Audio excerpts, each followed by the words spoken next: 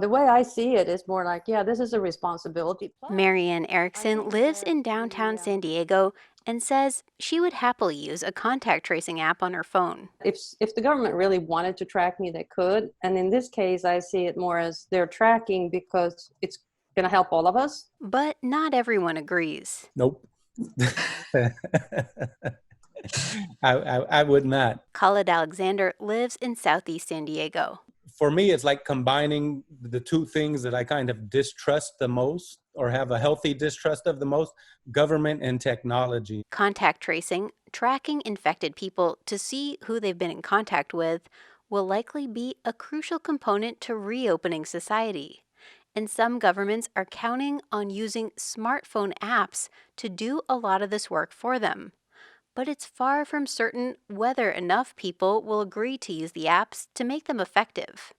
Still, plans are underway. San Diego County is considering an app, as is California. All of the apps, which operate on technology from Google and Apple, would likely use Bluetooth, not GPS, to determine who you've been in contact with. Then, if you were infected, you could choose to send an alert to all those contacts. It's crazy. It makes sense to install this for everybody because you're going to get something out of it. You're going to find out who you came into contact with that might have infected you. So even if you're a very selfish person, you probably should install this. But when it comes time when you find you have been infected and it comes time to send that notice, well, for the selfish person, you kind of say, well, what do I get out of that? Nothing. And I might get hassled. Somebody might figure out that it was me and call me up and yell at me. So a lot of people could just say no. I'm just not sure we should give people that option. In fact, Baker thinks the government should make the apps mandatory.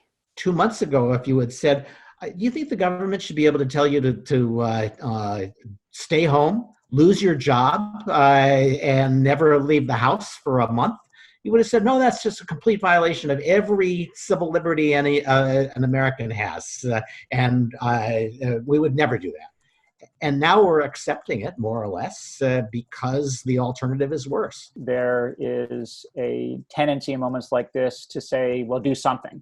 And there's, in particular, a tendency to say, Silicon Valley, nerd harder and come up with the magic app that is going to save us from this situation. And when the proposal for the magic app is inherently intrusive of privacy. Schwartz also has concerns about abuse. Police could use apps to track people, or employers could use them to find unionizing efforts. We are all too familiar with the norm that government faced with a crisis seizes new surveillance powers, and when the crisis abates, they keep those surveillance powers. So here we are 2 decades after the 9/11 attacks, and the NSA internet spying program that was adopted within months of 9/11 is very much still in place. That resonates with Khalid Alexander. We're not far off from when, we'd have FBI surveillance and